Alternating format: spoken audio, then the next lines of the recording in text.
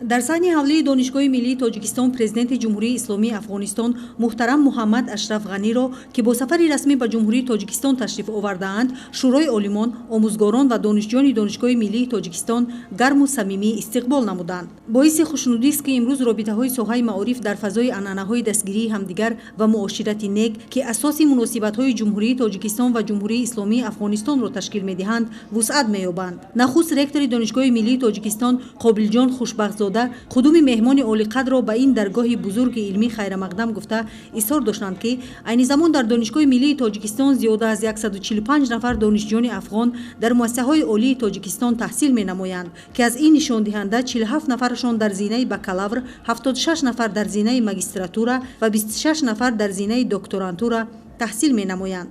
имрӯз донишгоҳи миллии тоҷикистон ҳамкориҳои гуногунсамтро бо зиёда аз 17 донишгоҳу марказҳои илмии афғонистон ба монанди донишгоҳи Кобул, донишгоҳи Бадахшон, донишгоҳи Ҳирот, донишгоҳи Қундуз, Академияи илмҳои Афғонистон ба роҳ мондааст.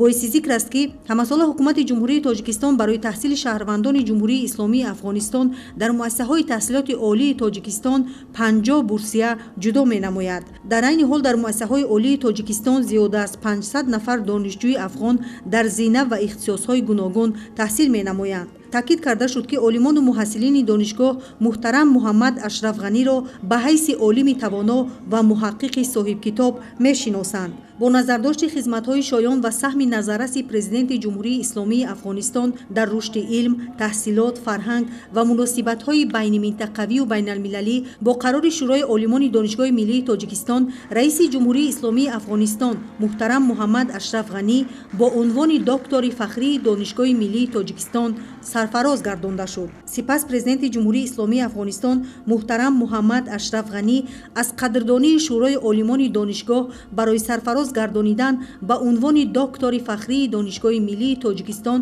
изҳори сипос намуда таъкид доштанд ки ҳангоме ки ҷумҳурии тоҷикистон ба неъмати бебаҳо истиқлолияти давлатӣ ноил шуд, ҷумҳурии исломии афғонистон аз аввалинҳо шуда ба роҳи мустақили интихобнамудаи рушди сиёсӣ, иҷтимоиву иқтисодӣ ва фарҳангии тоҷикистон эҳтиром гузошт ва онро эътироф кард. имрӯз ҷумҳурии тоҷикистон қисмати фаъоли низоми равобити байналмилалӣ буда дар таъмини суботу амнияти минтақавию глобалӣ нақши созанда дорад. робитаҳои илмиву маърифатӣ ба инкишофи дӯстӣ, ҳамдигарфаҳмӣ ва рафоқати байни мардумони тоҷику афғон мусоидати ҳамаҷониба менамоянд. дар ин росто тавсияи робитаҳои ҷумҳурии тоҷикистон бо ҷумҳурии исломии афғонистон дар соҳаи маориф таваҷҷӯҳи пайваста зоҳир мегардад ва ҳамкориҳо дар ин ҷода яке аз самтҳои муҳими муносибатҳои ду кишвар дониста шудааст. президенти ҷумҳурии исломии афғонистон муҳтарам муҳаммад ашраф ғанӣ ба донишҷӯёну омӯзгорони ин боргоҳи илму маърифат комёбӣ ва дастовардҳои нави илмӣ орзу намуд. аз ҷониби омӯзгорону донишҷӯёни донишгоҳи миллии тоҷикистон ба президенти ҷумҳурии исломии афғонистон муҳтарам муҳаммад ашраф ғанӣ тӯҳфаи хотиравӣ тақдим карда шуд. дар анҷоми мулоқот президенти ҷумҳурии исломии афғонистон муҳтарам муҳаммад ашраф ғанӣ ба китоби фахрии донишгоҳи миллии тоҷикистон соядаст гузошт.